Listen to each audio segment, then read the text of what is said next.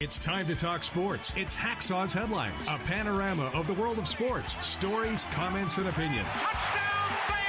Now, here's iconic sports talk show host Lee Hacksaw Hamilton and co-host John Riley. It's a Monday. Who wants to talk sports? We do. Good afternoon, everyone. This is Lee Hacksaw Hamilton, based in our studios in San Diego. My partner, John Riley, he's normally positioned out with his opinions from left field. We welcome you to our Monday bonus coverage. Great to have you with us. John, good afternoon. Great sports weekend, ton of late-breaking stories on a Monday as we kick off our bonus podcast. Before we start, introduce to the people that are just joining us on live stream our Fans Forum segment and how we want them to join our team and become a subscriber. Okay, so yeah, fans out there, you can get involved in Fans Forum. Maybe you have a question, a comment for Hacksaw, drop it in the live chat on Facebook or YouTube. We'll see it here on our screen. We'll get you involved. And be sure to subscribe wherever you get your podcasts. You know, Apple Podcasts is pretty much the dominant platform, but Hacksaw is on all of them, you know, Stitcher, Spotify, wherever you get your podcasts, including on YouTube. So be sure to subscribe there as well. And a reminder, check my website. That's the address right on the top of the screen, LeeHacksawHamilton.com. I write on it every day. Ton of different information you don't get a lot of other places. And a reminder, because we have now crashed through the 1,900 barrier. Yeah. We're trying to get to 2,000 subscribers before we get to the 9th month of our podcast. Feel free to subscribe, give us a thumbs up. If you can, give us a 5-star and rate us on Apple. John, I've never seen so many stories with different angles breaking in about a 24-hour span here in sports in San Diego. Yeah, an incredible amount of stuff. I mean, we were about ready to kick this show off about Padres, but now the sports arena is in the news in San Diego. This story's been on the back burner for a while. I think it's got great significance. That guy has bought 90% control of the construction of the new sports arena, the condo housing, the low economy housing, the development of an entertainment district, a business district, all part of Sports Arena Boulevard. They call it the Midway Sports District. That guy is Stan Kroenke. Stan Kroenke, the owner of the Rams. Stan Kroenke, entrepreneur. He's the one that built SoFi Stadium. Stan Kroenke owns the Denver Nuggets of the NBA. He owns the Colorado Avalanche. He owns the Pepsi Arena in Denver. He has built facilities around the country. He owns an English Premier League soccer team. He's built facilities in England. The guy is an entrepreneur. This is huge because he is coming in with his group and his wealth, and they're going to finance this. This will not come out of the pockets of the taxpayer. He is linked with a group called Zephyr. Zephyr builds big entertainment venues. He's linked with Legends. Legends is a marketing company owned by Jerry Jones of the Dallas Cowboys. Is enormously successful all around the country. He's also linked with another group that does low-cost housing called Chelsea. So we're talking about all these power brokers are now together under his flag. And the fact that he owns 90% of the company is spectacular. And now this is not going to happen 3 weeks from Monday. This is down road. But we're going to get a new arena in San Diego. We'll get all the other things on that 49-acre tract of land on Midway that they have to make it legal. And I think it's just a huge positive step forward. And isn't it weird? The guy that owns the Rams has come in to San Diego and done what the guy who owned the Chargers refused to do when Gene Spanos hauled our NFL franchise out of here and took it to Los Angeles. By the way, Spanos is a tenant in Kroenke's NFL stadium. I think it's great news for San Diego, but boy, there's a weird irony there. Yeah, this is great news. I mean, we've been wanting to see that sports arena, you know, transformed. I remember in the 75 NCAA Final Four, it was there, and John Wooden called it a dump back then. And this is what, 50 years later. Yep. Oh my God. But my question to you, Hacksaw, is that my understanding is that the arena that they were planning on putting in, you know, before Kroenke got involved, was only like about 15, 16,000 seats, not really an NBA or NHL style arena. I tend to think that Kroenke's people will come in with their own creative juice, and they will redo what they think is the viable aspect for the sports arena. I don't know what it means in terms of size, what it means in terms of cost, but this will have a Kroenke touch to it. And I know the next question out there will be, are we getting an NBA team? Can we get an NHL team? At this point, I think not, because we're in Southern California, next door neighbors to where all the wealth is and where all those teams are. And I don't think the leagues want to put another franchise here in San Diego, even though our market continues to grow. But that's, John, that's way down road. That's not like 3 weeks from Monday. So I wouldn't worry about that. The most important facet is that man, with all of his experience and all of his Walmart wealth, that man is going to fund this thing for the city of San Diego. So does that mean we should all become Rams fans? Well, I think we always were rooting for like some big billionaire to roll in. That's who we thought was going to be able to save the Chargers. But, even getting that arena, even if you don't necessarily get an NBA or NHL franchise, that's still a huge asset for the community, for not only for sports, but for concerts and other forms of entertainment. I mean, our arena in San Diego is just the pits. Well, back in the day when it was built, and it was built in the 60s, it was a mini Great Western Forum. Remember Jack Kent Cooke built the home of the Lakers? Well, this one looks like it, but it was much smaller because San Diego was a smaller market. They've renovated it. It's gone through ownership changes, etc. It's run well, but it's got a lot of miles on it. So that's history. I don't care what this man's going to do for San Diego. I just think is spectacular. Okay, on we go. Next topic on the table. Are you sure you really want to talk about this? Just when I thought things were going well, that game on Sunday with the rain delay and everything else, that was a disaster. They've had some really appalling losses this season, and that might rank right up there with some of the other really bad ones. And we're only in June. We still got a ton of games to play. I wish I had an answer. I don't for Padre fans. I am surprised nobody has blown their lid in this town yet at Padre baseball. Padre baseball, which is in 4th place in the National League West. Padre baseball, which is sub 500 still. Padre baseball, which has lost 18 games to bad teams this year already. It's only June. Padre baseball, you can find all their offensive statistics in the lower quadrant on ESPN.com. Batting average, slugging average, on-base percentage, OPS, the whole enchilada. There just has been no lashback from the fans yet, aside from the boos, which have started to become commonplace at Petco Park, and I'd never heard that until this year. But it's a team, it's starting rotation. They've pitched pretty well in the last couple of weeks, and they've wasted a bunch of good starting performances. Really concerned. We're in early June, and the bullpen looks badly fatigued. And I don't think there's anything left at El Paso to call up. It's just not what we expected. And they're 9 games out of first place in June. And to me, if you get 10 back before the 4th of July, I think you're in real trouble. And the most stunning thing is, who's in first place? Arizona. Hard to believe. Low budgeted, rookie dominated Arizona Diamondbacks are in first place, and the Padres are 9 games back of Arizona right now. The other factor, at breakfast this morning, I looked at the standings. I counted 8 teams, 8 in front of the Padres, fighting for the 3 wild card spots in the National League. 8. Wow. So they're going to need some type of red hot spell here to vault that many teams to get themselves back in the playoff race. Now, we've got a lot of games to be played, but I'm sorry, you're cheerleading in left field, and I can hear you all the time. And what makes you believe that they're going to be different 3 weeks from today than what we're seeing in the last 3 weeks or the last 10 weeks of the baseball season? It's just mind-boggling. They have not been able to put this thing together. They haven't won more than 3 in a row. And so I thought that the Sunday was going to be the 4th in a row. That failed.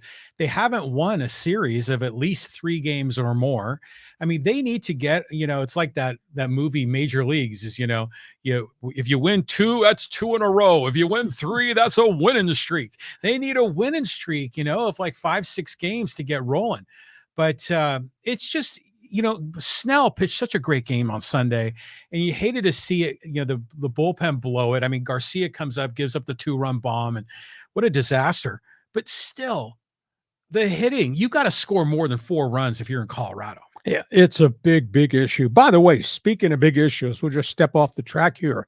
Dodgers got big issues. Boy, are they in a bad tailspin, and they're hitting a ton of home runs, and their batting averages have gone up, but they can't keep pitchers healthy. They've got so many issues physically in the starting rotation, and the bullpen has just utterly fallen apart, and they have to keep using them because there's nobody else left. I've gone through the fact the Dodgers have had 7 pitching injuries already in April, May, and here we are in the 1st of June. And obviously the catastrophic one was to Dustin May, and then the setback to Walker Buehler, and now Julio Urias gets hurt again, and he's staying on the DL. He's not coming back, and the bullpen is terrible.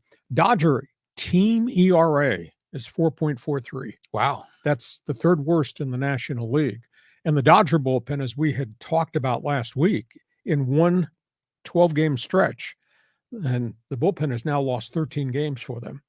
In that 12-game stretch, their bullpen had a 9.23 ERA. So they've got all types of problems. Now, they have a way out because they got a lot of assets they could use in the farm system to maybe make a trade, and whether that's to go get Zach Kroenke of Kansas City, who might be a valuable 3rd or 4th piece in the rotation, or Aroldis Chapman, who's having a big bounce-back year with the Royals, and the Royals are totally out of it. The Dodgers have the wherewithal, and they have the cap space to make a deal if they're willing to trade one of their young prospects, whether that's a pitcher at Oklahoma City or whether it's the young bats they've got in the system to go get an arm. The Padres, I don't think, John, have any resources to use at the major league level. Do you want them to trade Jackson Merrill or one of the other really lower-level prospects? And is Peter Seidler willing to take on any more salary, considering he is up against a 3rd luxury tax violation? So Dodgers might have a solution. I don't think the Padres solution is it has to come from within. Well, you got big game Bob coming back, Robert Suarez, right? So when he makes a huge difference when he comes back. But, you got these other guys like Tapia, is kind of bouncing back and forth between El Paso. Once they get everyone healthy, I mean, is Pomeranz coming back, or do we just need to cut bait on that guy? Well, they're not going to release him because that'd be the cruel thing to do, but I don't know that we'll ever see him pitch again in a Padre uniform. It's the final year of a contract, and he's been hurt much more than he's been on the mound. So I don't think that's possible. But the solution to me has to come from that batting order. Oh, clearly. Yeah. I mean, it's a hitting problem with San Diego. As far as the Dodgers go, historically, they've always had a great bullpen. I remember Blake Trinan. I mean, he was always a solid 7th, 8th inning guy. I mean, he broke down as well. 2 surgeries. All these guys, so the Dodgers are having a tough go. And meanwhile, Corbin Carroll and the Diamondbacks are just lighting the world on fire. Yeah, their pitching has been really impressive. Their batting order led by Ketel Marte and a really bunch of young guys, and Carroll, likely Rookie of the Year candidate. Now, there's a lot of baseball to be played. Only time will tell whether Arizona can continue this pace, but there's a lot of baseball to be played, and the Padres and Dodgers have to solve their problems, and there are a lot of problems with both those teams right now. Yeah. On we go. Let's move to the next topic on the table. Okay, yeah, a lot of trade rumors here still with the Lakers and Mavericks. We are 2 weeks out from the NBA draft. We're probably a week away from the beginning of trades, and now the big debate. The Lakers situation, the Lakers, the Dallas Mavericks, the Lakers, the Phoenix Suns. Is there a transaction coming? Everybody in the NBA is of the opinion, yes. Now, the biggest rumor was Kyrie Irving, Dallas, trying to preach to the Mavericks, make a sign and trade to get LeBron James out of LA and let him come and play here with Luka Doncic and me. I just don't see that happening. However, I think where there's smoke, there must be some fire causing that smoke. And if the Lakers are talking to Dallas about LeBron, then the question is, what do they get out of the Mavericks? Because they have to be made whole.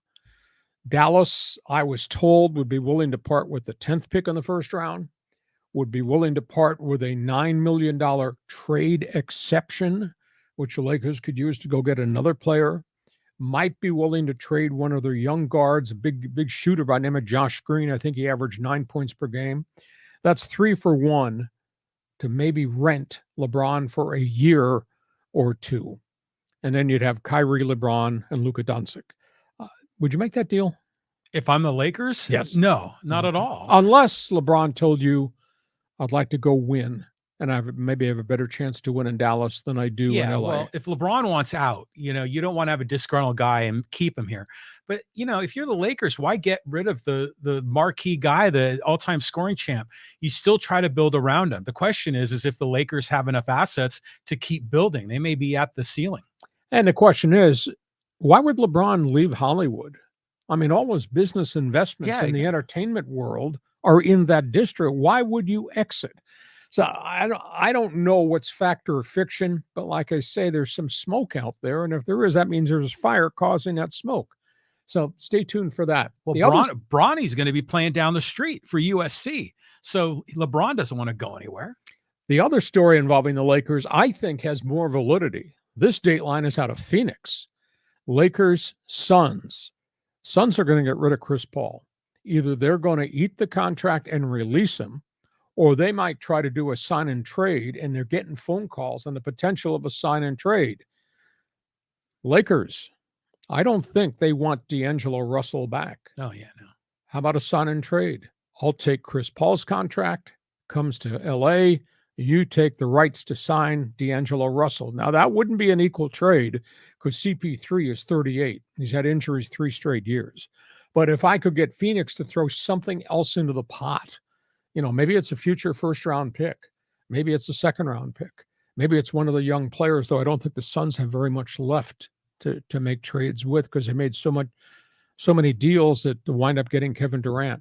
That makes sense if it could be CP3 and D'Angelo Russell's negotiating rights, because that gives you another vested veteran who can play, to complement what you've already got in Los Angeles, and it rid yourself of D'Angelo Russell, who I thought was terribly disappointing. If it could be that package, you like that? I like that a lot if I'm the Lakers, because especially since CP3 is a point guard, so he can distribute the ball to AD and LeBron and get the other guys involved. That leadership, I mean, that's, you were always talking about getting that veteran.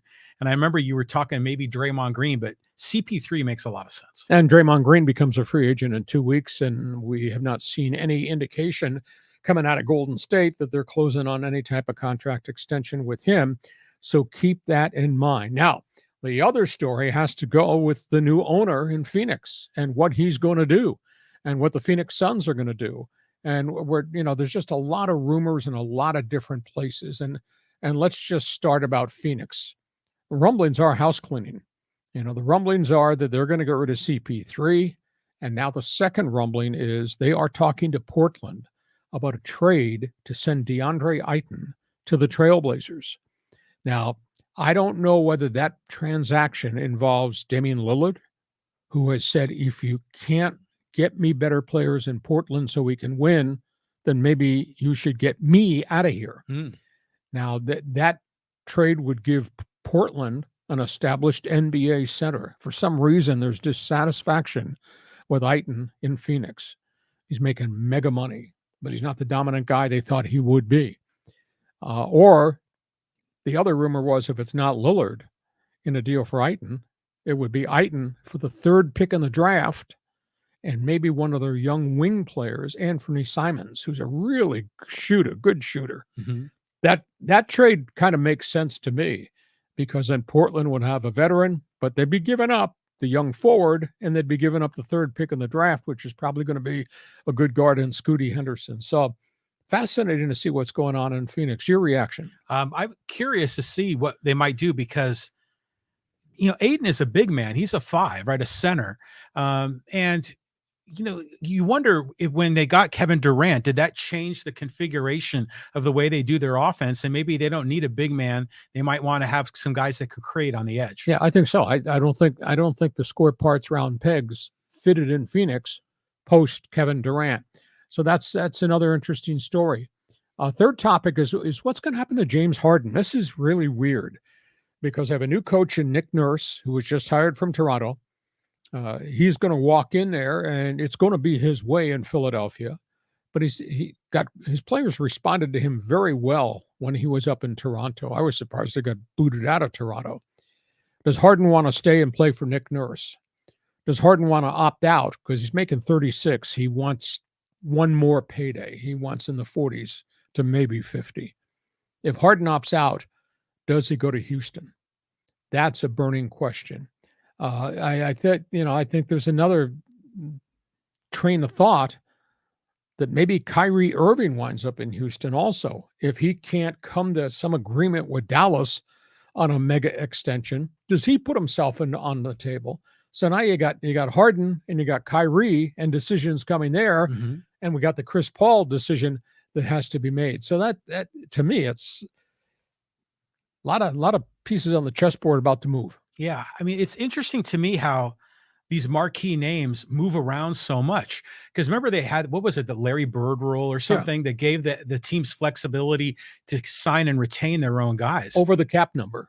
Yeah, over the cap. But now you see all the superstars move around. It's almost like the NBA has more player movement than a lot of the other sports. Stars are running the league, and not necessarily to the good of the league.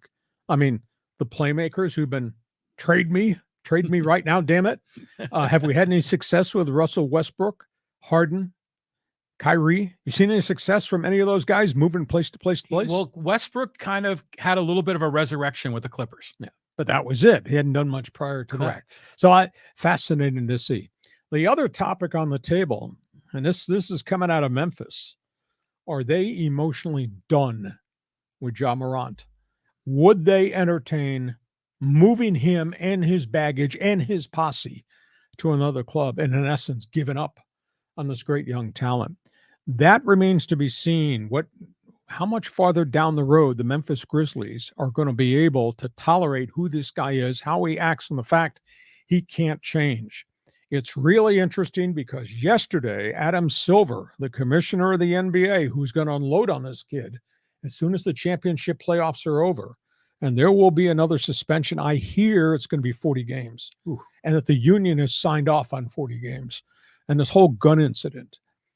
But Adam Silver said yesterday at the commissioner's press conference that Ja Morant has to do a couple of things. One is the word admittance that he is wrong, and two, acceptance as to what the league is going to do and mandate to him, whether that's back into counseling or whether that's a half a season suspension. So the commissioner is about to drop the hammer with the union's approval, which is kind of intriguing to me, on Ja Morant. What a waste of great talent to just continue to put himself in these bad situations. Yeah, I mean, you'd think that if you were Memphis, you'd want to retain this unique talent, this marketable figure. But if he's a lost cause character-wise, you might have to cut bait. But still, you hate to sell low on that guy. I mean, he's such a talent. It would be a mega deal for that type of talent to go somewhere else. But if somebody else willing to think a change of address is going to change who he is off the court, because that's been the issue, is what he does in his private time. Now, there's a certain segment out there, including one of his agents, that said, dude's never been charged. How can you fire a guy who's never been charged? Fair point. And here we go. We're going to argue about the Second Amendment now, or you're going to go back to left field? Right to bear arms? Yeah. And then the NBA NBA is caught in this midstream battle with marketing. Good look for the league for one of your stars be walking around flashing weapons. Tough call. Well, that's another sidebar story to watch over the next 2 weeks. Yeah, it's going to be amazing to see how this all works out. But, the Lakers have had success, drawing superstars back to LA. I wonder if there's a way that Ja Morant can find his way to SoCal. Not with a cap. Yeah. Lakers got monster cap problems. And do you really want that on your team? Yeah, fair point. That's not what the Lakers have been all about for decades upon decades. Okay, before we get to the National Football League, John, remind everybody about Fans Forum. We got slots open here waiting for you to join us on Fans Forum. Get ready to ask a question, make an opinion. Let us know what you think. John, explain Fans Forum for everybody on the live stream on our bonus Monday coverage. Yeah, so you can get involved in the Fans Forum. I see a bunch of guys in there already. Angel and Kalani and who else is in there? Scott. and take the 5th. So we'll get you all involved in the fans forum. We do that at the end of Hacksaw's headlines, but you can still drop your hot take, your question, your comment in the live chat on Facebook or YouTube. Be sure to subscribe wherever you get your podcasts. And by the way, if you like sports, you need to check my website, and that's the address right on the top on the internet, LeeHacksawHamilton.com. I write on it every day, stuff that you won't get anywhere else. I guarantee you, when you get up in the morning, if you check my website, you'll know every story there is in the world of sports. And a reminder also, we're trying to get to 2,000 subscribers before July 4th. I mean, we've crashed through the 1,900 barrier, and we've done this in 8 months. So somebody out there must like us. Hey, if you've not done it yet, subscribe. You'll get the bell because we put stuff on the podcast every day of the week. Also, give us a thumbs up. And because John doesn't have any friends out in left field, just make sure you give us a 5-star rating via Apple. John, let's talk NFL football. Okay, yeah, we're going to talk about those Charger crushers, the Jacksonville Jaguars, and they've got some interesting decisions to make. I'll tell you, this is a really interesting story that's kind of leaked out. About 2 weeks ago, and we talked about this very briefly, 2 weeks ago, they confirmed there was a major renovation coming to Jacksonville Stadium. It's going to take them out of that stadium for 2 years. And the burning question, where are they going to play home games? Well, initially, there was a flurry of action that said, hey, Orlando, the Citrus Bowl, which has been renovated. How about taking the Jaguars and moving them to Orlando for the 2 calendar years you can't play at home? So that's out there. Then there came the theory, well, the NFL is exploring European expansion. What if we took the Jaguars during this 2-year window and they become the team that goes into London and they play a full schedule? Now, it would really be hard geographically. The rumor is the league would look at a proposal that the Jaguars would play 4 home games in a row and NFL teams would come in and travel. And then the Jaguars would come here, locate stateside, play 4 road games in a row while being based maybe at their training facility in Jacksonville. So the London thing is out there as a massive experiment. Would they be a raging financial success if they became the NFL assigned team to go to Jacksonville? Now, the latest story that just surfaced on Sunday, they are negotiating with Daytona International Speedway about converting the speedway in late fall into a football stadium. Cool. They have 60,000 seats that would be available on the main straightaway. They could locate the football field just inside pit lane and could even maybe put up Cool. temporary seats on the other side, maybe push it to 70,000 and play their home games at Daytona International Speedway. Now, it would cost them an enormous amount of money for the reconstruction and to get it NFL ready, but that just surfaced. So I don't know. You tell me. Citrus Bowl, which to me is just pack things in the bus and you go to Jacksonville for your home games, or London, England, which would be a novel experiment in the European marketplace, or with the good old boys at Daytona. What do you think? Yeah, these are interesting options. I mean, of course, I love the idea of them going to London, or Germany or wherever. I mean, are they still in the AFC South if they're out in Europe? I don't know. But it's intriguing. The Daytona idea is interesting, but like you say, that's a ton of money. I mean, that owner is going to make financial decisions in his best interest. And I would imagine if the team went and played in London, there probably would be subsidies and other things that the league would kick in to incentivize them. So follow the money. Follow the money, we will. And they've got to solve it because at the end of the season, they are, quote, homeless. But obviously there will be places to go. All right, let's talk about college football, John, because we got developments there that are breaking too. Yeah, I mean, we've talked a lot about the NIL and the portal and all this disruption in college football, college basketball. That guy is Charlie Baker. He's the new executive director. He's the president of the NCAA. He replaced the retiring Mark Emmert, who left behind a mess. The NIL is totally out of control. The transfer portal is beyond control. It's really damaged a lot of football programs. Charlie Baker has started to talk to influential congressmen about bringing a proposal to Congress that they could review and maybe enact legislation. He wants structure in the NIL. He wants certification of the programs that each of these universities have created to fund the NIL. He wants a cap on the NIL. He no longer wants this to be the Wild West. He wants agents who are involved with athletes with the NIL to have to be registered. He wants transparency. He wants discipline. He says what we're doing right now does not work, and it's been destructive, and I want to change. But he's got to get congressional involvement to come up with a blueprint that would control it. It makes a lot of sense to me because what we have right now, I think, is the Wild West, and I think it's terrible for sports. And for every Georgia or Alabama that has mega money, there's a Mid-American Conference team, there's a Mountain West Conference team, the smaller Division I programs, the have-nots in the Pac-12, they're all suffering because they can't keep up with what the NIL has been allowed to do. So that's a big picture. It's not going to happen in 15 minutes, but he's taken it where Mark Emmert never took it. He's taken it to Congress and said, this is what I think has to change. And I'll guarantee you, if we walk down the street and we went up on the hill at San Diego State or USD and we talked to their coaches and administrators, they'd probably say the same thing. We need a better structure. Yeah, I mean, that's a fair point because the whole world has shifted in college sports. I think, the transfer portal, the NIL, is good for the player, but it is extremely disruptive to the market and the structure of the program of the overall sport.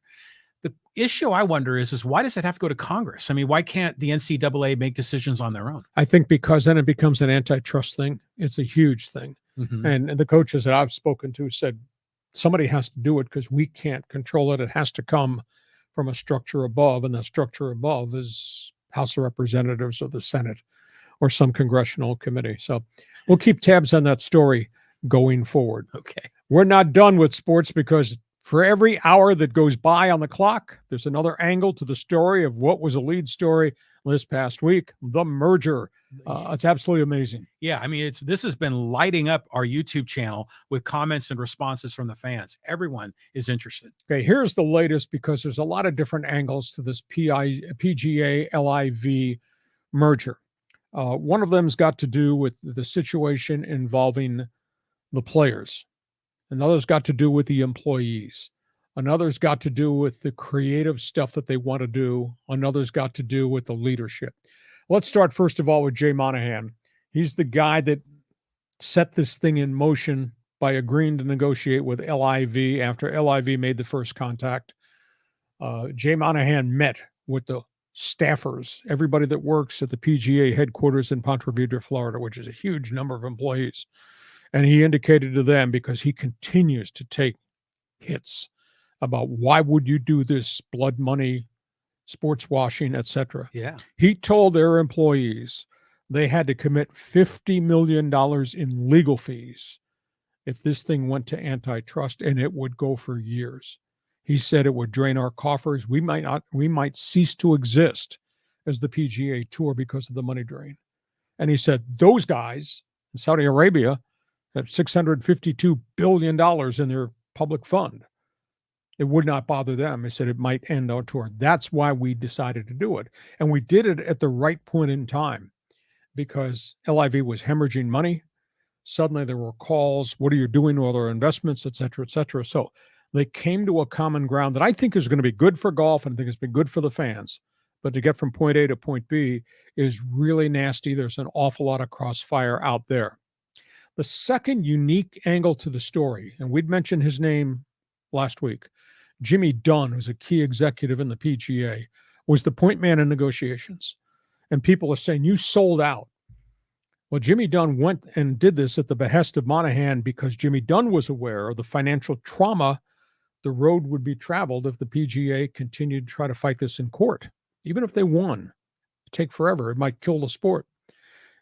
Jimmy Dunne is a mega banker, deal maker, big guy on Wall Street. Nobody knew about the fact he went to Saudi Arabia to meet with those people. 65 of his investment people died in the Twin Towers. Wow. The day of the catastrophe. And yet he set his personal angst aside on behalf of the PGA and he went and did this negotiations over a 4-week window. It's kind of really, really unique. We had talked extensively last week about player loyalty. The guys that stayed behind and refused to take the money, starting with Rory McIlroy to Tiger Woods and everybody else. How are they going to be compensated? Because are you going to let these guys who damaged us back in and treat them as equals and friends? Well, Monahan just announced that the new business arm of the PGA and LIV, with a $3 billion investment they're going to get from LIV, that each of the guys who stayed behind will become an equity partner for take-in profits. They'll get bonus money from the profits in the business entity that PGA and LIV are going to use as they market the sport globally. So that's how they're going to take care of the Rory McIlroys and the Xander Schauffele's, et cetera. They are going to get bonus money. And the guys who come back, if they come back, will not be allowed to participate in the bonus program. So that's how they're going to take care of the loyalty guys. The guys who left, your name is Brooks Koepka, your name is DeChambeau, your name is Phil Mickelson, DJ, Dustin Johnson. You'll have to reapply, and either you will pay an entrance fee to get back into the PGA, or you will be fined to get back into the PGA because you violated your tour card because you left. You left without the freedom to leave. And by the way, you tampered with our players after you left because you came back and you tried to get other guys to jump and go. So it's fascinating what's happened in about a 4 or 5 day span since the story first broke last Thursday when we were on the air. Yeah, this is incredible news. I mean, because it makes sense to me that, you got to kind of make good with the guys that didn't leave, and there might need to be some penalties for the LIV guys to come back. I get that. But you know what? Once we get over this and the league starts rolling again, the players, all of them, from the LIV, PGA, all of them are going to be better off. There's going to be more prize money, bigger tournaments, more money going around. In the end, they're going to be fine. But it's just interesting to me where business interests and morality clash. And what do you prioritize? And sometimes you can take the high ground, the holier than thou, and say, I'm going to, take the moral cause. But sometimes if that damages you financially, it makes you kind of wonder, what is the moral cause? Big issue. And it's not solved yet because there's a lot of stuff that has to happen. And I'm sure there'll be more input from the McIlroys of the world because they were ignored. They were totally bypassed, just like Greg Norman was totally bypassed when this negotiation was going on. So we've not heard the end of it. By the way, sidebar story, Phil Mickelson got sued today. Phil Mickelson, as part of the team concept that they play in LIV, you have 4-man teams. Well, his team was nicknamed the High Flyers.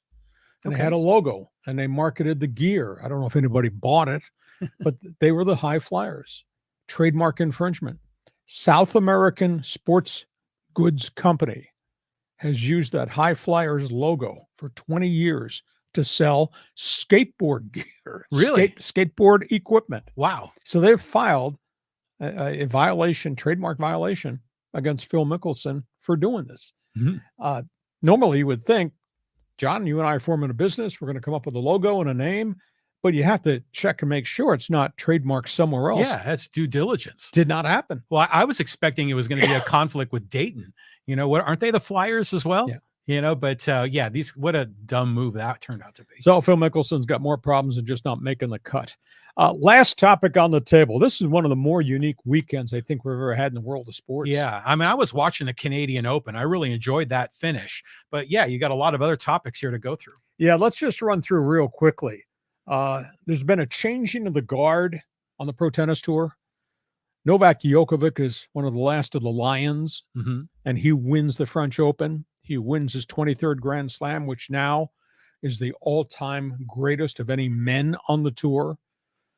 But there's a changing of the guard because there is no Rafael Nadal. There is no Roger Federer. Serena Williams has retired to motherhood. Injuries have wiped out a lot of the great players on the women's side. So we're going through with a whole group of new people that are going to step forward. Maybe the next one's going to be Carlos Alcaraz, who got blown out in the semifinals by Djokovic. But there's a change in the guard. But Novak was Boy, he was determined he was going to win, and he was defiant of the people who booed him because not everybody likes him because of his public stance on vaccines and, getting himself expelled from America and all that. So Djokovic wins in a real dominant fashion. The second one was the Canadian Open. What an unbelievable finish. Now, a lot of the big names did not play because they were prepping to come here to LA for the U.S. Open that starts Thursday in Los Angeles. But two Canadians fought for it right at the bitter end. And Nick Taylor sank a 72-foot putt in the rain on the 18th to beat Tommy Fleetwood. Yeah. I mean, it was a spectacular day.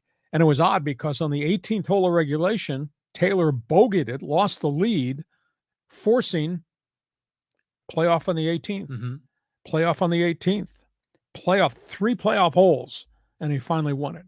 And to win it in rain, 72-foot putt from the next area code, being a Canadian, holy cow, they went absolutely crazy in Toronto. So, I mean, what a spectacular finish. Yeah, it was a lot of fun to watch that. And Fleetwood had the match in his hands, and he just melted down at the very end. I mean, I think he was lucky to kind of hang around as long as he did in the playoff. But yeah, what an incredible putt to finish. Soccer. Manchester City wins what they call the treble, which is the triple crown of soccer.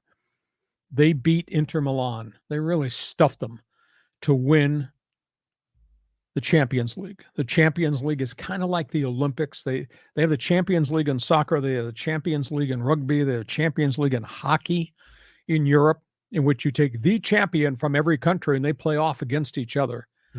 Manchester City finishing what they call the treble because they had won the English Premier League crown already, and they won the FA Cup already, and they did this. And it's only the second time an English team, Manchester United was the one decades ago, to win the treble. And Pep Guardiola is the brilliant coach. They were the home of the record-setting goal scorer, the Norwegian Erling Haaland. Now they got a problem because Guardiola has just kind of indicated he might be willing to step aside a year or so from now. He wants to be a coach manager of one of the World Cup sides, and he's going to get a lot of offers once he decides to leave Manchester City. But what a spectacular season for City to win the triple crown, if you will, of professional soccer. It's hardly ever been done before. I think Barcelona did it. I think that Bayern Munich has won it a couple times. Manchester United has won it once, and now City. So we're headed to the big thing, which is free agency in soccer. There are going to be so many guys that might potentially move within the next month because the free agent window that they call the transfer portal is going to open in soccer. But how about Manchester City? What a side! What a great team they become. Yeah, that's a huge moment for that team, for that organization. They flirted with it last year, if I recall. But wow, to close that out, that's fabulous. I saw this show was like on ESPN or HBO, and it was a documentary about Man City, and it took place, I think, like in 2019 or so. Great program, and that Coach Pep is something. He's special. He really is. Last topic on the table. This is really sad. This is bad. This is probably the end of his career. Javier Hernandez, a.k.a. Chicharito from Mexico, severely torn ligament in his knee, playing for the LA Galaxy. Didn't get hit, didn't collide with anybody, just planted and his knee buckled. And he's completely torn the ligament. Massive reconstructive surgery coming. He's age 35. Don't know if he'll ever play again. And that's sad because he was supposed to be the next great superstar to come out of Mexico to play for El Tri. Didn't work out, and then he went to the Galaxy, and he had a good year and a half. He's just not been the same explosive goal scorer you would have thought, but just kind of a real bad ending to good career. Did not evolve into a great career. It's too bad. And he's age 35. Yeah, I mean, it just goes to show you the funniest things, the weirdest things can happen. My daughter blew out her ACL on a basketball court, just made a cut. And that's all it took. And yeah, so it's tragic. Yeah. So we got a lot. Tell you what, looking forward to soccer. We're going to talk more soccer because the transfer window is about to open. And there are a collection of big names, notably from the English Premier League, that might be moving teams. So if you're a soccer fan, you stay with us It'd be an awful lot to report. Okay, let's talk fans forum. Who's got opinions? We got answers. I know we do. Yeah, we do. I mean, there's a ton in here. So let's go with let's go here with Angel Barragon. He says, I see a return of pro basketball to San Diego. Only more likely it'll end up being a G League team. Well, that's a really interesting take, Angel, because I've always thought about that. I mean, that the NBA G League and all the teams now this coming year will have a true G League team. Why would San Diego, even if it's at the Pechanga Arena, why would they not have an NBA team? We've had semi-pro teams that kind of filtered in here and were a fiasco and didn't last very long. But, Portland Trailblazers, you have your NBA G League team. Put it in San Diego. I think you draw. They get prospects. It's not going to be ridiculous prices. So, yeah, why it hasn't happened already is a little bit surprising to me. But if there is a new arena and there is no NBA team available, and I don't think there would be, why not a G League team? Because that's decent quality basketball. Well, yeah. I mean, and Santa Cruz has a G League team. Yeah.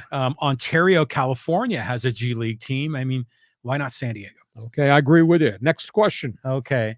And this is from Kalani Revier. He says, all this promise and the Padres are failing so badly.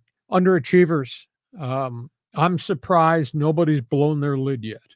Now, maybe, I don't know, maybe the media in this town doesn't have the brass to stand up and criticize what the hell's on the field and what's going on in the dugout and what the roster looks like in the clubhouse. Somebody needs to take this stance aside from me.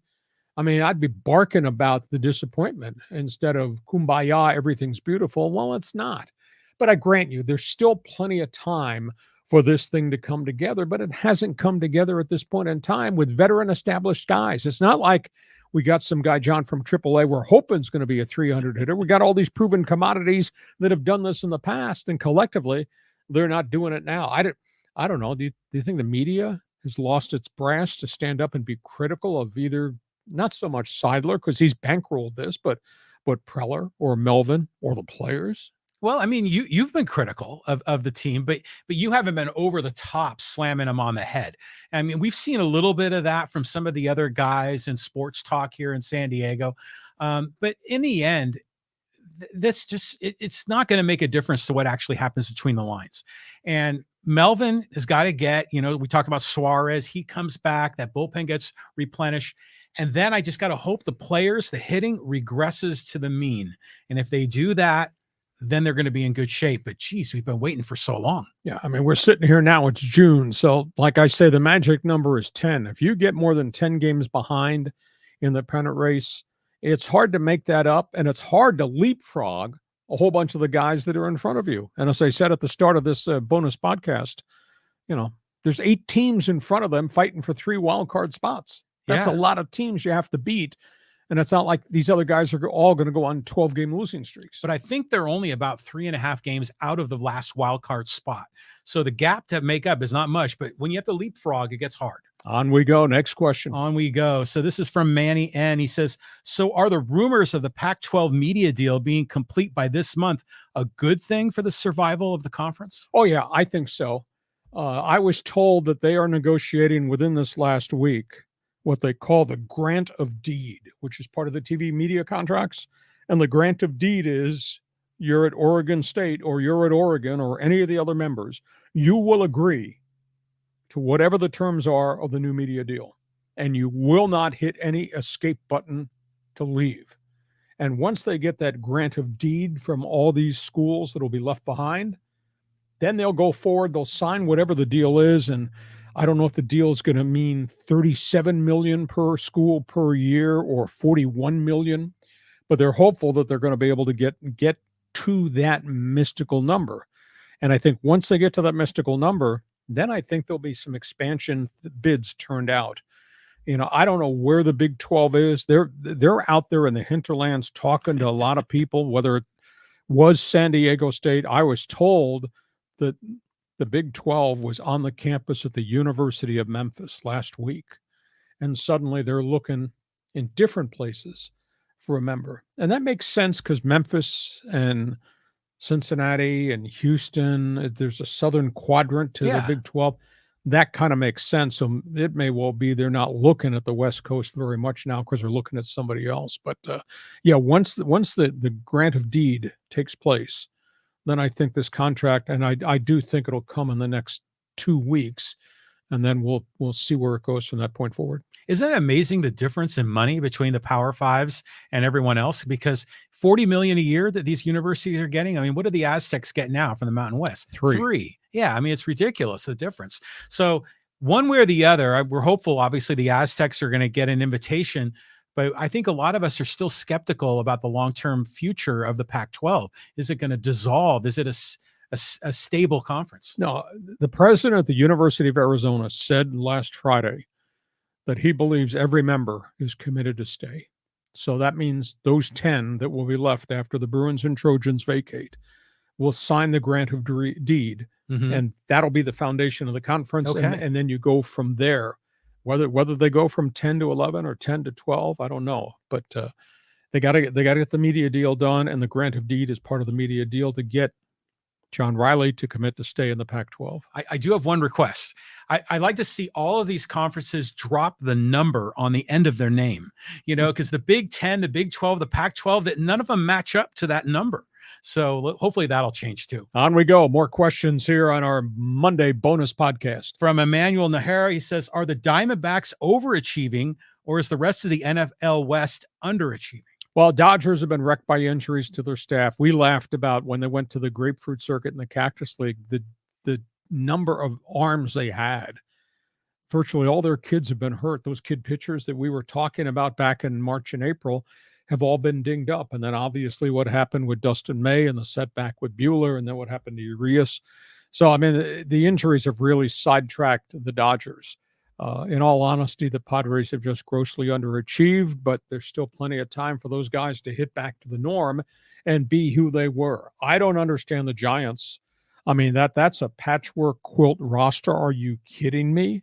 And the Dodgers are struggling, and the Giants are in freaking third place, and the Padres are fourth. And Colorado's been destroyed by injuries. I felt bad. I looked at that batting order Bud Black put on the field when the Rockies played the Padres. It was like it was the Albuquerque Isotopes batting order. He just lost Charlie Blackmon for 6 weeks, fractured hand. He lost Chris Bryant, who's had a third different injury this season. His all-star young infield, Brendan Rodgers, got hurt very early, has never returned. His ace of his pitching staff, Herman Marquez, elbow surgery. It just goes on and on and on up at Coors Field. So the Rockies have just been decimated.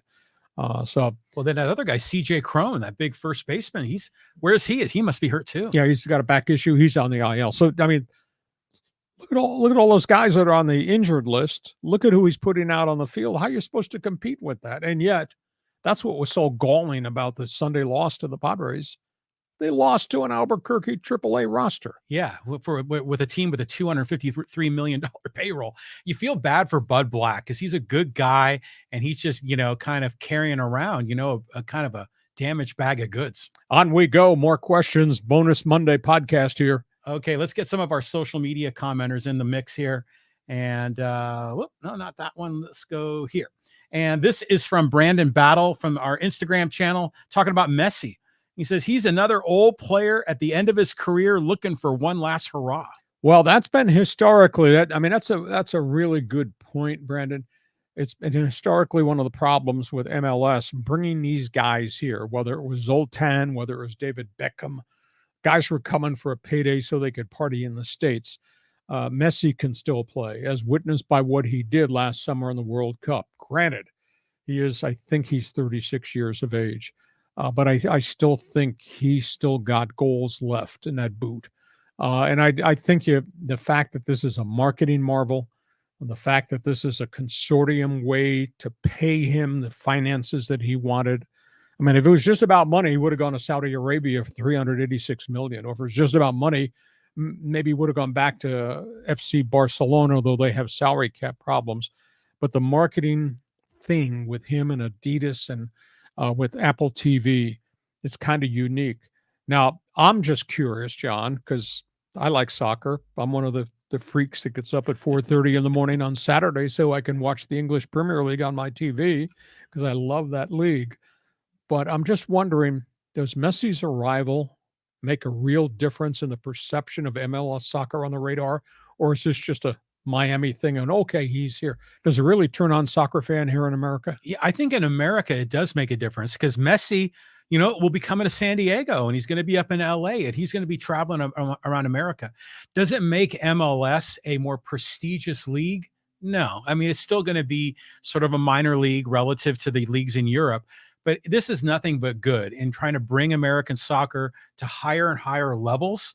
And at some point, American soccer is going to be right there with the best in the world. All right, there's the answer to that soccer question. Thank you for the corner kick from left field. Go ahead. Here's one from Fat Albert talking about the Dodgers bullpen collapse. He says, looks like Urias is still going to be out and Syndergaard is done. Well, I feel really bad for Noah Syndergaard because he's done everything humanly possible to get back on the mound. And he does not have his velocity. And he's got mechanical flaws that he just has not been able to overcome. He's making $13 million on a one-year deal. It kind of looks like a bad investment, but if they're sending him to Camelback Ranch, extended spring training, and they're going to try to tear down his mechanics and fix his stride, change his release point, with the idea they can get the velocity back and the control. But his ERA was, when the night they put him on the disabled list last week, his ERA was 7.10. And as hard as he tried, he just has not been able to find any consistency at all. So, and you can't, John, you can't do it during the regular season. You can't make changes in what you're doing between starts when it's supposed to have bullpen days. You can't go in there and change your stride, change your release point, change where your body is situated when you go into your windup. That's a process, repeat process, rinse, soak, dry. You got to do it for days upon days. And in a major league course of the schedule, you don't have time. So that's why he's back in extended spring training. He'll give it another kick at the can. I mean, he was throwing in the mid-90s in spring training. He had 2 or 3 or 4 pretty good outings. He'd only go 1 or 2 innings, but that looked like the Thor that was with the New York Mets. Yeah. And this guy has just looked absolutely lost. And he admits he started video. He can see the difference in the video when he had great seasons with the Mets, what he was doing mechanically, and he's just not been able to repeat it. And I don't know whether he's favoring the shoulder, whether he's favoring the elbow now with his delivery and how the release points. But that's what Camelback Ranch and this experience, he's there now. That's what this is going to be about. It's hard to rebuild your mechanics because it's just the littlest thing. Sometimes it's almost a feeling that they have that allows them to move their hip or their shoulder a certain way. So yeah, that's something that's going to take time. But yeah, talking about Thor when he was with the Mets, I remember DeGrom and the two of them together. And look what's happened to both of them. Both of them, the injuries that they just really suffered. I mean, DeGrom has still been great when he's been healthy. But Syndergaard has really suffered. So it's kind of sad to see what happened to them. But geez, being a pitcher in Major League Baseball, some of these guys that are durable, that have long careers, like Greg Maddux. I mean, like Nolan Ryan. I mean, how in the heck did those guys do it? A different era, variety of pitches back then was really different than the violent force, snap action throws that we're getting out of these guys now. On we go. A couple more questions here before we wrap up Bonus Monday. Okay, here's one from Kingsbury. He says, how many hoodies do you have, Hacksaw? Everything I own's got a logo on it. Some that I bought, some that I was given as gifts, some that I traded stuff for. Hey, if it's clean, I wear it. AKA my alma mater, Ohio University Bobcats. So John's the same way. Yeah. I mean, you've got a ton of gear. I mean, because like a couple of weeks ago, you rolled in with one of those Seahawks windbreakers. That was pretty cool, from back in your day broadcasting for Seattle. So, yeah, it's part of the fun of sports. So you're going to become my fashion editor? Is that what you're telling me here, Kingsbury? Thank you for participating in Fans Forum. One more. Okay, let's go here. This is from Steve Robertson talking about the players' reaction to the merger in golf. The entire sport is now morally bankrupt. In the words of the great Bob Dylan, power and greed and corruptible seed seems to all that there is. It's probably got a shred of truth to it, but it's sports. We enjoy the events. I guarantee you global golf is going to be fun to watch. I'm fascinated to see the creative aspect of what they're going to do with the merger with the LIV vis-a-vis Europe. I mean, we do have the British Open, which is significant. And there's such great history in England and Scotland and Ireland to the Open. Goes back to 1853. However, if you plant the PGA flag in another major market, you do it in Paris, you do it with some unique event in Berlin, you do it in Barcelona, you do it in Morocco.